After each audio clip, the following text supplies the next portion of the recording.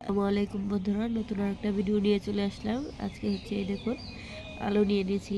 আলু আজকে ভাজি করব। আলু হচ্ছে বেগুনের মতো করে ভাজি করব।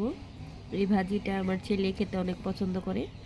এখন আমি আলুটাকে ছিলিয়ে সুন্দর করে কেটে নিব।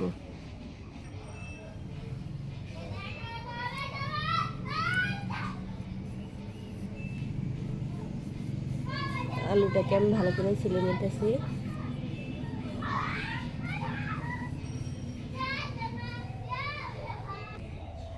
এই যে আলু ছিলা শেষ। এবার দেখুন আমি কিভাবে কাটি।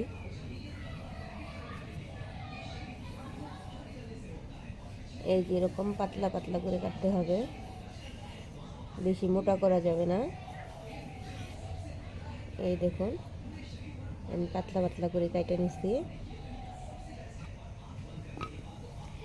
এবার হচ্ছে একটু এই যে বেগুনের মতো এরকম করে দেব, তাহলে হলুদ মরিচ এগুলো একটু ভিতরে ঢুকে যাবে। এই যে এরকম একটু কেটে দেব। এই আলু ভাজাটা আমার ছেলে খেতে অনেক পছন্দ করে, ভাতের সাথেও খায়, এমনিও খায়। আমি সবগুলো আলু একইভাবে কেটে নেব। দেখুন কত সুন্দর করে কেটে নিতেছি। সেম বেগুন যেভাবে ভাজি করে ওরকম করে ভাজি করব। এরকম পাতলা পাতলা করে সুন্দর করে করে কেটে নেবেন। এবার আমি আলুটাকে ভালো করে ধুয়ে নিছি। এবার দেখুন স্বাদ মতো লবণ, সামান্য হলুদের গুঁড়া দিয়ে দিচ্ছি, মরিচের গুঁড়া। এবার ভালো করে মাখিয়ে নেব। এই যে কড়াই গরম হয়ে গেছে, এবার তেল দিয়ে দিলাম। এই তেল গরম হয়ে গেছে, এবার আমি আলুগুলো দিয়ে দিতেছি।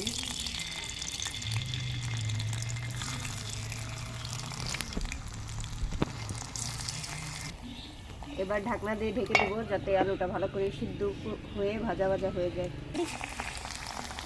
এই দেখুন উল্টিয়ে দিতেছি একদম পাতলা পাতলা করে। এটা চিপসের মতো খাওয়া যায়। এই যে একদম চিপসের মতোই হয়ে যাবে। হালকা একটু মোটা করছি, কিন্তু আমার ছেলে এটা ভাত দিয়ে খাইতে অনেক পছন্দ করে। এই দেখুন আমার ভাজা হয়ে গেছে। এখন আমি এগুলো নামিয়ে নেব।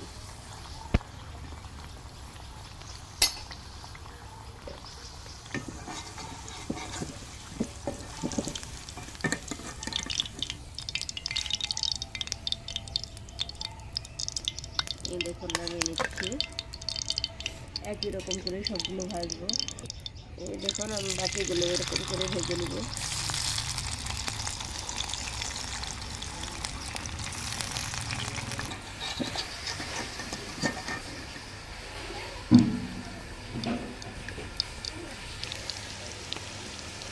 এই দেখেন আমি একদিকে ভাজতেছি।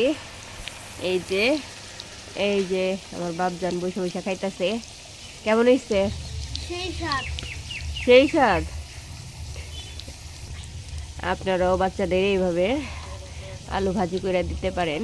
এভাবে আলু ভাজি করে দিলে হচ্ছে বাচ্চারা এক প্লেট ভাত এমনি খেয়ে ফেলতে পারবে, কারণ এইভাবে আলু ভাজলে বাচ্চারা অনেক পছন্দ করে। এই দেখেন ও ভাত খাওয়ার আগেই শুরু করে দিচ্ছে খাওয়া। এই যে আমি ভাজতেছি। আজকের ভিডিও এই পর্যন্তই। ধন্যবাদ সবাইকে। এই যে বাপজান টাটা দিয়ে দিল।